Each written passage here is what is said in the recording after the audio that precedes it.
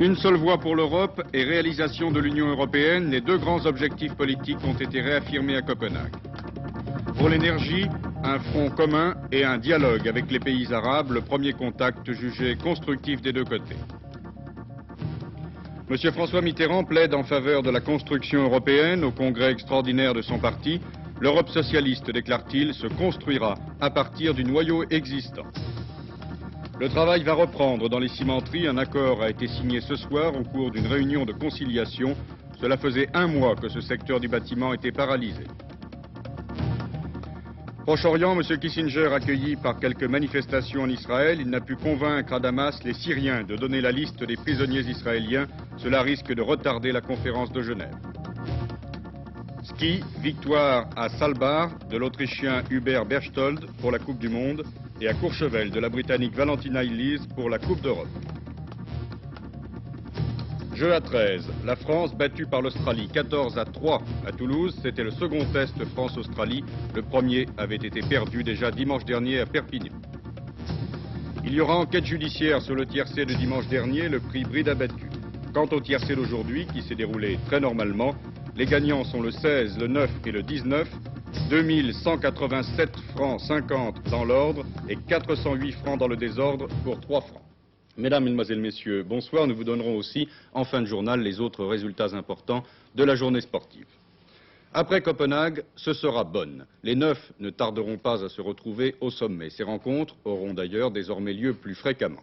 La déclaration finale de la conférence affirme l'intention de poursuivre la construction européenne et de voir l'Europe parler d'une même voix dans les grandes affaires du monde.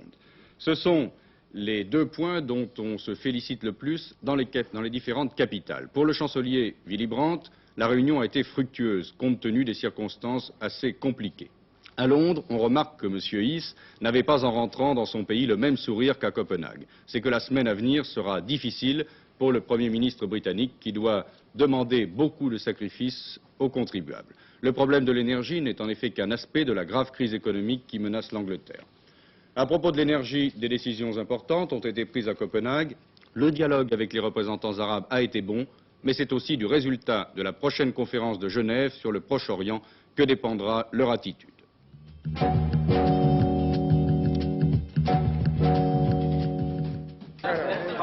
Il n'y avait pas moins de 800 à 1000 journalistes et reporters pour assister hier soir à la fin de ce sommet européen nouvelle formule qui a rempli son contrat initial, c'est-à-dire le point de départ d'une coopération politique en Europe. En acceptant le contact avec les ministres de 4 pays arabes, ce sommet a sans doute aussi jeté le premier pont d'une coopération plus large du continent avec la Méditerranée, surmontant ainsi les rancœurs nées de la crise de l'énergie et des restrictions de pétrole. Monsieur le Président, vous êtes satisfait de la réunion? Oui. Il était 22h45. Les 9 avaient prolongé leur discussion de quelques heures pour mettre au point un texte commun comportant une partie politique et communautaire et une seconde partie sur l'énergie. C'est le président en exercice des 9, le Premier ministre danois, M. Jørgensen, qui a lu à la presse ce communiqué final de 12 pages, le résultat de 2 jours de travail en direct au plus haut niveau avec le moins de protocoles possible. D'entrée dans le premier point, les 9 affirment donc leur volonté commune de voir l'Europe parler d'une même voix dans les affaires du monde. Ils ont également décidé d'accélérer les travaux nécessaires à la définition de l'Union européenne. Sur la proposition du président Pompidou, les 9 se verront plus souvent, comme ils l'ont fait à Copenhague, à la faveur de sommets que l'on nomme déjà des réunions présidentielles. L'initiative de convoquer, de préparer ces rencontres sera laissée au président en exercice des 9 par tour de rôle tous les 6 mois. Après le prochain rendez-vous à Bonn au printemps, le suivant sera à Paris avant la fin de 1974. Mais en cas de crise, les 9 se réuniront plus souvent s'il le faut, si la situation internationale l'exige. Ils ont laissé à leur ministre des Affaires étrangères le soin de mettre au point cette procédure d'urgence. Voilà donc une nouvelle manière de travailler en commun qui devrait donner plus de solidité à la politique européenne. Cette politique a été lancée hier. Les 9 définissent leur rapport avec les États-Unis sur un pied d'égalité, confirmant d'autre part leur prise de position du 9 novembre dernier à Bruxelles sur le Proche-Orient.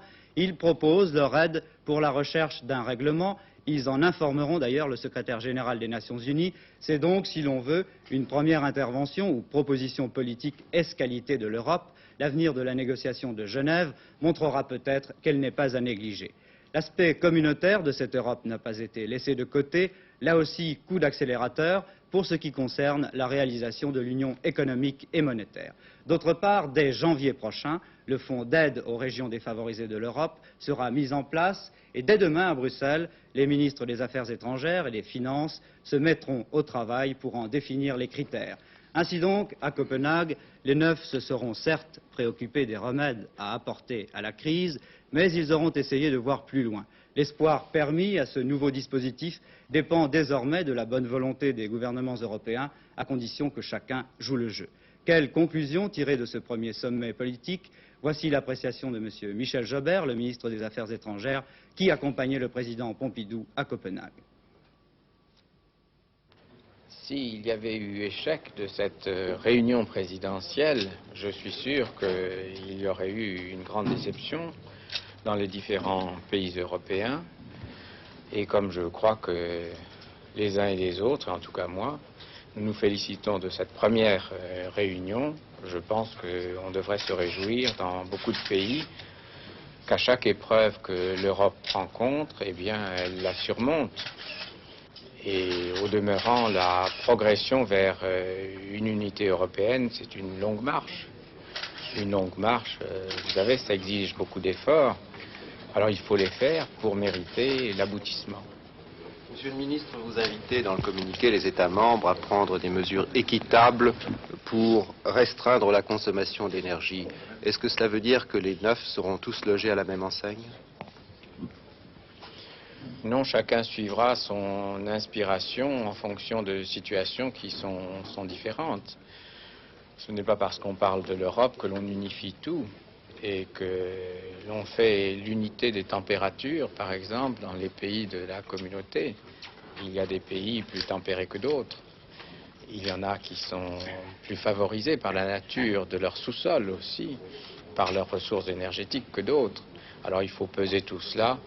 Et ceci explique que les mesures prises par les gouvernements peuvent être différentes. Ce qu'il faut, c'est qu'il y ait une certaine convergence des dispositions en fonction des nécessités.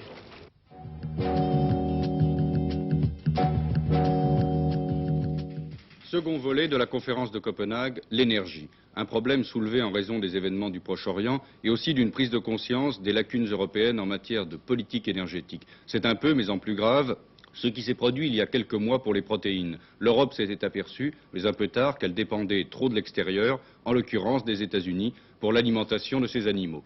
Pour le pétrole, pour le gaz naturel, c'est surtout des pays arabes que nous dépendons. Il faut donc, d'une part, avoir un dialogue et une politique économique avec ces pays, et d'autre part, envisager l'avenir, l'épuisement progressif des ressources naturelles. Des décisions importantes ont été prises pour réaliser un véritable marché commun de l'énergie.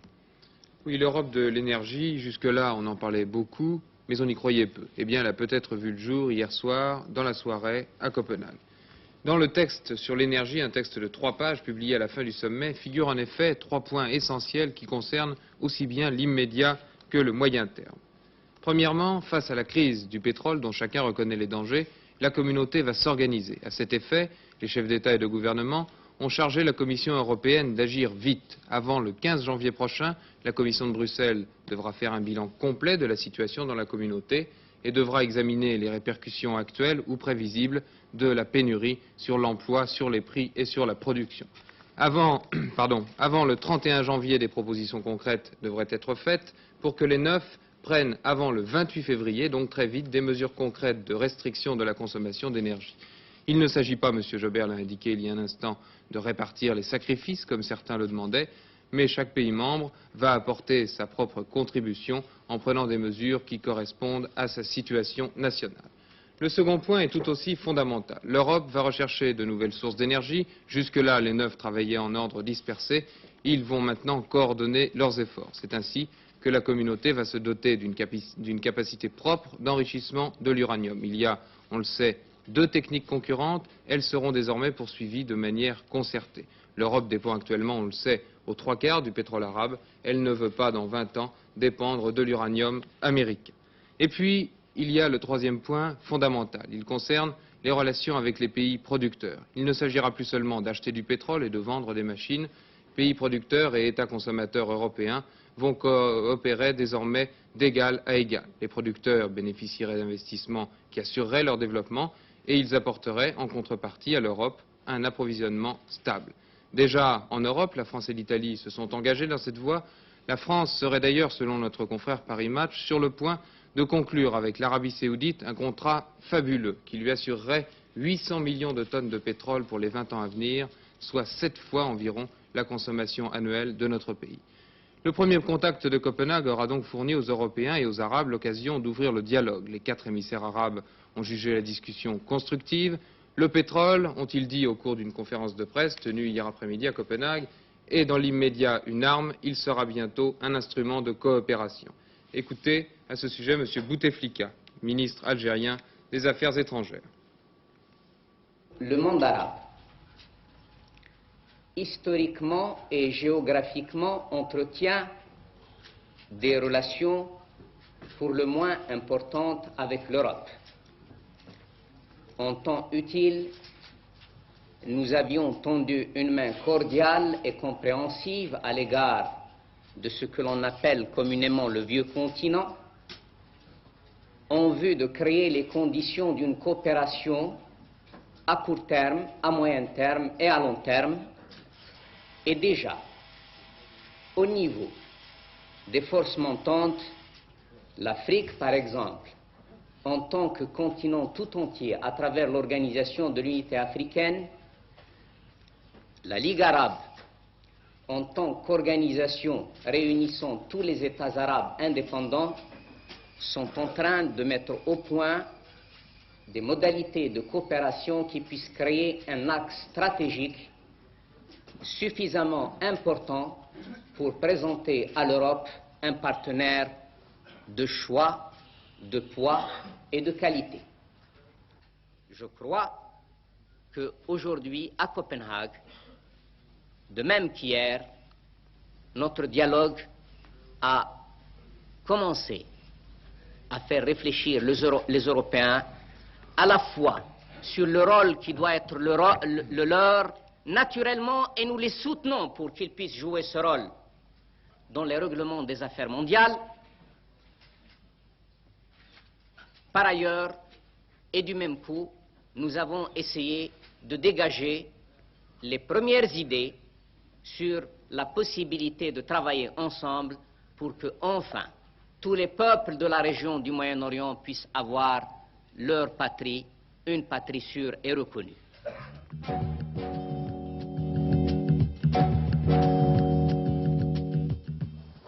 Eh bien, l'Europe de François Mitterrand, c'est chacun le sait, une Europe socialiste, indépendante des deux super grands et échappant à ce qu'au cours de ce congrès extraordinaire, on a appelé la pression de puissantes sociétés internationales. Comment y parvenir à cette Europe?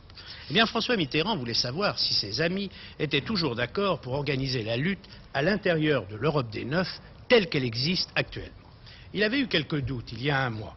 L'aile gauche de son parti, animée par le CRS, avait développé avec un certain succès une offensive sur le thème « Être européen, d'accord, mais battons-nous d'abord pour prendre le pouvoir, en France notamment ». Eh bien, ce soir, après le Congrès, François Mitterrand peut être rassuré. Le Congrès, en effet, l'a suivi à l'unanimité. Le CRS avait dit hier « Nous ne contestons pas sa présence à la tête du parti ». Après avoir fait apporter quelques modifications à la motion de François Mitterrand, il s'est finalement rallié à la thèse du premier secrétaire, le premier secrétaire qui maintenant expose lui-même, résume lui-même sa position sur l'Europe. Les institutions créées par d'autres que les socialistes, ou plutôt créées par d'autres que les socialistes, avec les socialistes, mais dans l'intention de projeter sur le sol européen la puissance américaine.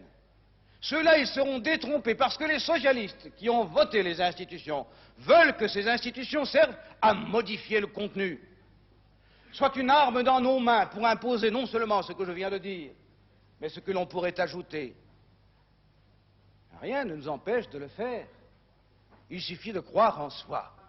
Moi, je suis à fond pour la construction européenne parce que je crois à fond aux chances d'un socialisme qui s'inspirera, je l'espère, pour une part et pour une large part, des concepts du socialisme français, qui refuse de diviser les classes en lutte, qui considère que le pouvoir capitaliste est l'adversaire numéro 1, qui continue de désigner le monopole comme celui qui tue et celui qui opprime, qui n'abandonne rien de ce qui fut le meilleur de la tradition socialiste, mais qui accepte toutes les structures où peut s'exercer ce combat.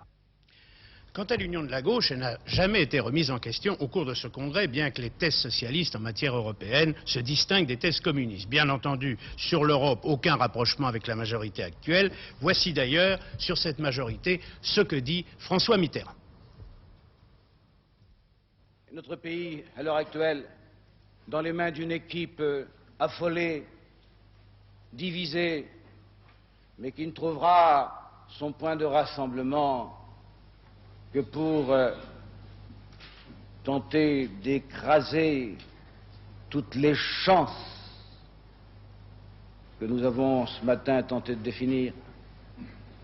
Et ils se réconcilieront lorsqu'il s'agira de frapper. Un pouvoir comme celui-ci ne peut pas tomber d'un côté ou de l'autre. Lui aussi tombe du côté où il penche.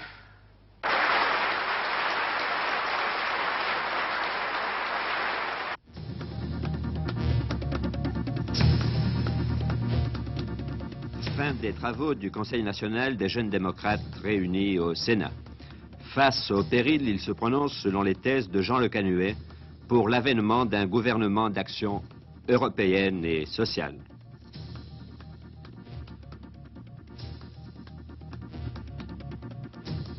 Le minimum vieillesse à 5 200 francs, ceci à partir du 1er janvier. C'est le secrétaire d'État à l'Action sociale, Mademoiselle Dienesch, qui vient de l'annoncer dans une interview à l'un de nos confrères d'Alsace. Des réductions à la consommation sur le gaz, elles paraissent probables à la suite d'incidents techniques survenus à l'usine de Skida en Algérie, entraînant une baisse involontaire de 15% sur les livraisons. Les stocks limitent pour l'instant le déficit, précise un communiqué de Gaz de France, et tout est mis en œuvre pour remettre en route l'usine dans les meilleurs délais. Branle-bas de combat dans un hôtel de la Rive-Droite. Une personnalité chilienne, M. Villarin, président des routiers qui contribuèrent, on le sait, à la chute d'Allende, attendait avec son épouse le petit déjeuner. C'est un commando des comités Chili conduit par Alain Krivine qui déferle jusqu'au 6e étage. L'électricité et le téléphone sont coupés. M. Villarin se barricade et aux fenêtres, il le racontera lui-même, crie comme un forcené. Ainsi alerté, la police interpellera 34 des manifestants, tous relâchés dans l'après-midi.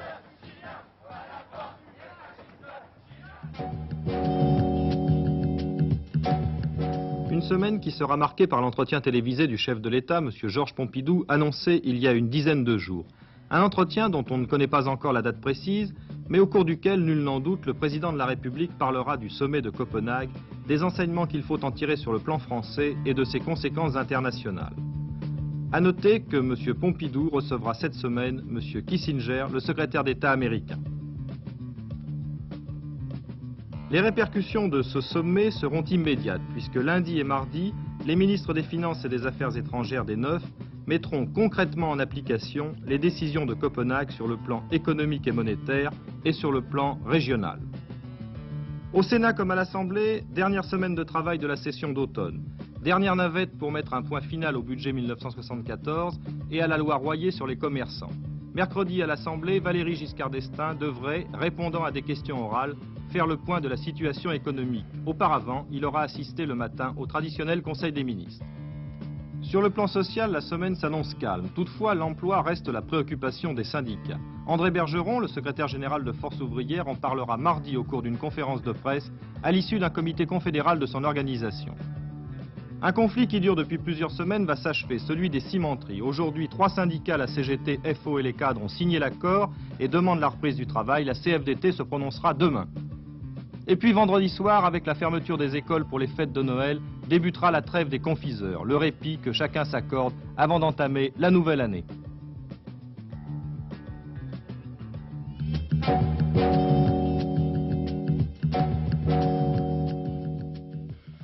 C'est avant tout, estime-t-on à Genève, le problème du rôle de l'ONU dans les négociations israélo-arabes qui explique le report du 18 au 21 décembre de l'ouverture de la conférence de la paix. Au Palais des Nations, il est également question du statut de M. Waldheim, car c'est en principe le secrétaire général de l'ONU qui devrait présider cette conférence. Les Israéliens protestent, ils estiment que cette conférence de Genève est placée sous la tutelle du Conseil de sécurité, qu'ils considèrent comme un organisme dont la composition leur est profondément hostile. De leur côté, les Arabes considèrent que cette négociation ne peut s'ouvrir que sous l'auspice des Nations Unies et particulièrement du Conseil de sécurité, ce qui reviendrait à ne pas établir de négociation directe. Les deux grandes puissances, les États-Unis et l'Union soviétique, qui sont à la fois les tutelles de cette conférence et les puissances invitantes, espèrent bien concilier ces deux points de vue avant le 21 décembre.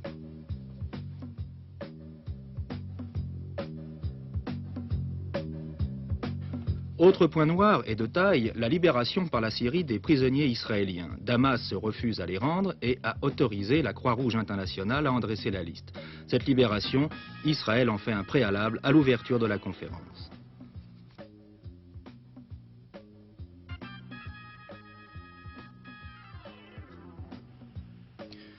Quant à M. Kissinger, il poursuit sa tournée des capitales du Proche-Orient. Après avoir été reçu à Amman par le roi Hussein, le secrétaire d'État américain s'est envolé pour Beyrouth pour y rencontrer le président Frangi. Là, des Palestiniens devaient organiser une manifestation contre la politique des États-Unis devant leurs problèmes. On note ce soir un blessé par balle au cours de cette manifestation.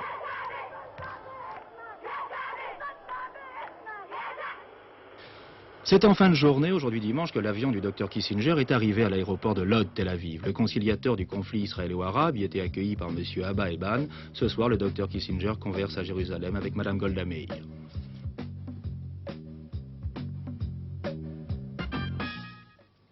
Le tiercé à Vincennes s'est déroulé sans incident aujourd'hui. Il faut dire qu'après la course suspecte de dimanche dernier, les turfistes devaient avoir l'œil sur les 20 partants. Je vous rappelle les gagnants. 16, 9 et 19. Ce tiercé rapporte dans l'ordre 2187 francs 50 pour 3 francs et dans le désordre 408 francs toujours pour 3 francs. Quant au prix bride abattu de la semaine dernière, la société des steeplechase a porté plainte contre X.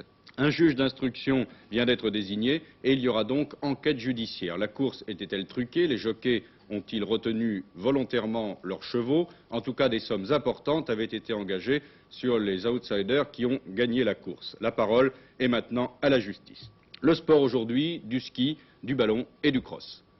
Bien, si vous le voulez bien, nous commencerons par le ski. Vous le savez, ce matin à Grenoble, en présence de Maurice Martel et de Jean Vuarnet, le comité directeur s'est réuni afin de statuer sur l'exclusion des 6 membres de l'équipe de France. Cette décision a été entérinée par 18 voix contre 11 et un bulletin nul. Première réaction, celle de Léo Lacroix et de Jean Brunier, président du comité de Savoie, qui ont démissionné. Il y avait également des compétitions à Saalbach, en Autriche. Premier succès autrichien avec Hubert Berthold, qui remporte le slalom géant, comptant pour la Coupe du Monde devant ses compatriotes Thomas Hauser et Hans Interser. Le premier Français, Laurent Mazzilli, a terminé 10e. À Courchevel, la Britannique Valentine Illies a remporté la descente, comptant pour la Coupe d'Europe. Jeu à 13, à Toulouse, nouvelle défaite de l'équipe de France devant l'Australie, 14-3. Football, Saint-Étienne, champion d'automne. Pour cette dernière journée des matchs allés, Nîmes a réalisé la meilleure opération en triomphant de Marseille au stade Vélodrome, 4-1. Mais les Nantais ont perdu 2 hommes auteurs de 2 buts et surtout Vendrelli. Voici d'ailleurs notre panneau. 4 équipes ont approché le bonus. Nantes, Paris FC, Reims et Nancy. Nul méritoire de Lens à Bordeaux, 1-1. Nice, en méforme, a été tenu en échec par 3, 1-1. Au classement, Saint-Étienne confirme sa place de leader avec 31 points. Deuxième Angers, 30 points. Troisième Lens et Nantes, 28 points. Cinquième ex-aequo, Nice, Lyon et Reims avec 27 points. La deuxième division entrée en lice pour le 6e tour de la Coupe de France, avec bien sûr des surprises. C'est ainsi que Le Mans, Blois, Nevers, Bourges et Cambrai, des équipes de 2e division, sont éliminés. Guingamp, le héros de la dernière coupe, a battu Saint-Brieuc. Basket maintenant, tous les regards étaient tournés sur Villeurbanne qui accueillait Berck, le champion de France. Les nordistes n'ont trébuché qu'une fois cette saison à Roanne. Je vous propose de voir maintenant le match Villeurbanne-Berck. Départ très rapide des Berquois qui, après 5 minutes de jeu, avaient 6 points d'avance, surtout grâce à l'adresse de l'Américain Ken Garner, meilleur marqueur de la rencontre avec 27 points. Et puis Villeurbanne va se reprendre. Le jeune Patrick Demars faisait la loi sous les panneaux, cependant que Rudy Bennett, Alain Gilles, 26 points, et Bob Purquizer réussissaient presque tous leurs tirs. À la mi-temps, Villeurbanne menait de 8 points. Après 5 minutes de jeu en seconde période, Berck comptait même 14 points de retard. Trop confiant peut-être, les Villeurbanais se déconcentraient et Berck profitait d'un terrible passage à vide de l'équipe locale. En 5 minutes, les champions de France comblaient leur handicap.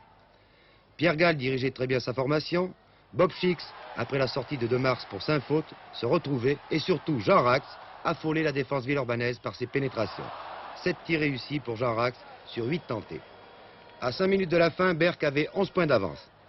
Villeurbanne se reprenait alors malgré la sortie de Bennett pour 5 fautes. Roccoura, Duprez, Sénégal, Lespinasse disputaient toutes les balles avec l'énergie du désespoir, Alain Gilles étant très adroit à mi-distance. Les 10 000 spectateurs du Palais des Sports de Lyon, sentant l'exploit possible, encourageaient follement leur équipe, mais les Berquois faisaient front avec calme, avec sang-froid, gardaient la balle le plus longtemps possible afin de conserver une partie de leur avance. Villeurbanne s'inclinait avec les honneurs, 87 à 84, victoire méritée de Berck qui est tout de même passé très près de la défaite. Et le match se termine sur un dernier panier de Ken Garner.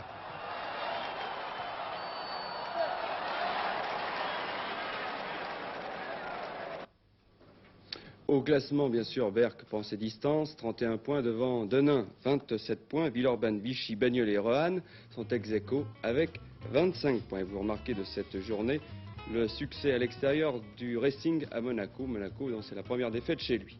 Rugby, après la 10e journée, 2 équipes seulement ont obtenu leur qualification, Agen et Biarritz, qui rejoignent sur la liste des qualifiés pour les 16e de finale Montferrand, Narbonne et Brive. Brive qui a concédé cet après-midi sa première défaite à Bagnères. Nice est la seule équipe à ne comporter maintenant que des victoires, car, surpris cet après-midi, Montauban a dû concéder le nul chez lui devant Lyon. Voici d'ailleurs nos panneaux de résultats. En poule A, défaite de Tarbes, le champion de France, à Saint-Giron. Revanche logique d'Agen sur Bayonne. Agen est en tête devant Tarbes et le Stade Toulousain. Poule B, à noter les 27 points de Narbonne devant son second Montferrand. Biarritz, 3e, est qualifié. Poule C, nette victoire de Castres sur Béziers et 32 points de Pau sur Toulon. Au classement, Béziers reste en tête devant La Rochelle et Toulon. Poule D, en dehors de la défaite de Brive à Bagnères, notons les 25 points de Perpignan devant Beaumont. Succès à l'extérieur de Lavelanet sur Grenoble, il y en a eu 4. Au classement, Brive est seul en tête. Poule E, le meilleur réalisateur de la journée, Marmande, 61 points devant Sorgues. Nice, victoire probante à Gaillac. Nice est seul leader. En poule F maintenant, match nul de Lyon à Montauban et large succès de Périgueux à Moléon. Au classement, Montauban précède le Creusot. Poule G, des scores importants pour Bergerac et Angoulême. Au classement, premier roman, Mont-de-Marsan et Albi rejoignent Carmaux à la 2e place. Poule H, les 2 premiers se distinguent encore. Saint-Jean-de-Luz en faisant match nul à Fumel et la victoire de Villeneuve à Condom. Dimanche prochain à Toulouse, les probables contre les possibles et bien sûr tout ceci en vue du tournoi des 5 nations.